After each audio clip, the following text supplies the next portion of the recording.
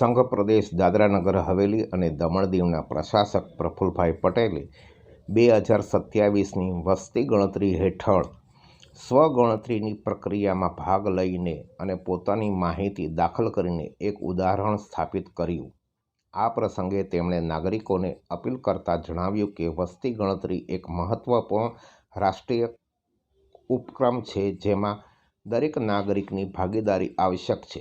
તેમણે દરેકને સ્વગણતરીની સુવિધાનો લાભ લેવા અને નિર્ધારિત સમય મર્યાદામાં પોતાની માહિતી દાખલ કરવા વિનંતી કરી છે. તેમણે સમજાવ્યું કે સ્વગણતરીની પ્રક્રિયા ફક્ત સરળ અને અનુકૂળ નથી, પરંતુ વસ્તી ગણતરીના કાર્યક્રમમાં પારદર્શિતા અને ચોકસાઈ પણ સુનિશ્ચિત કરે છે. તેમણે નાગરિકોને સચોટ અને સંપૂર્ણ માહિતી પ્રદાન કરવા અપીલ કરી, જે સરકારને ભવિષ્યની યોજનાઓ અને નીતિઓ બનાવવામાં મદદ કરશે.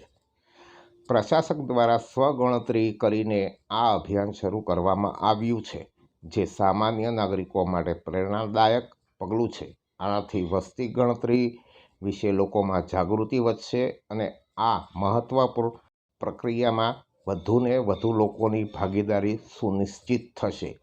આ વિષય પર આજે પ્રેસ કોન્ફરન્સનું આયોજન કરવામાં આવ્યું, જેમાં ગુજરાત અને દાદરા નગર હવેલી અને દમણ દીવના director of census operation Sujal Mayatra અને દાનહ અને દમણ દીવના અધિકારી અરુણ ટી સહિતના અન્ય અધિકારીઓ હાજર રહ્યા હતા. આજરોજ દીવ, દમણ, દાદરા, નગર હવેલી માટે સેલ્ફ ઇન્યુમરેશન એટલે સ્વગણનાનો પ્રારંભ કરવામાં આવેલો છે. આજે સવારે જ માન્ય એડમિનિસ્ટ્રેટરશ્રીના ઘરેથી આપણે એમની જ સેલ્ફ ઇન્યુમરેશન કરાવવાની શરૂઆત કરેલી છે. આ જે એક્સરસાઇઝ છે એ હાઉસ હોસ્ટિંગ ઓપરેશન્સની શરૂઆતનો પહેલો તબક્કો છે. 15 દિવસ માટે આ સેલ્ફ ઇન્યુમરેશન ચાલશે, જે એક ડિજિટલ ગવર્નન્સ માટે એક મહત્ત્વનું પગલું રહેલું છે. આ વર્ષે ભારત દેશ પોતાની જનગણના માટે સૌથી પહેલીવાર ડિજિટલ મોડનો ઉપયોગ કરી રહ્યો છે. આ વખતે 100% ડિજિટલ વસ્તી ગણતરી માટે ઉપયોગ કરવામાં આવી રહ્યો છે. દરેક નાગરિકોની આપને મારા વતી વિનંતી છે કે આપ સેલ્ફ ઇન્યુમરેશનનો મહત્તમ ઉપયોગ કરો. આ પ્રોસેસ દરમિયાન માત્ર એક જ વાર ઓટીપી આપના લોગિન માટે વપરાય છે. આ સિવાય અન્ય કોઈ ઓટીપી આવતો નથી. આ માટેની દરેક પ્રોસેસ સંપૂર્ણતઃ સુરક્ષિત છે. આપનો ડેટા પણ સરકારમાં સુરક્ષિત રાખવામાં આવે છે અને કોઈ ઇન્ડિવિજ્યુઅલ માહિતી આપવામાં આવતી નથી.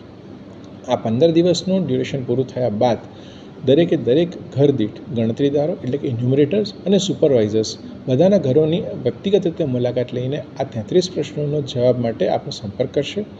આ કરવાથી સરકાર અને નાગરિક વચ્ચેનો એક સંબંધ સારો સંભાઈ શકે છે. આના કારણે તમારું જો સાચી માહિતી મળે તો જ દેશની આગળની સ્થિતિમાં કઈ દિશામાં લઈ જવું અને રિસોર્સનું અલોકેશન એટલે કે સંપત્તિનું વ્યવસ્થિત આપણે રિસોર્સનું અલોકેશન સારું કરાવી શકીએ છીએ અને દેશના વિકાસ માટે નવી યોજના ગોઠવી શકીશું.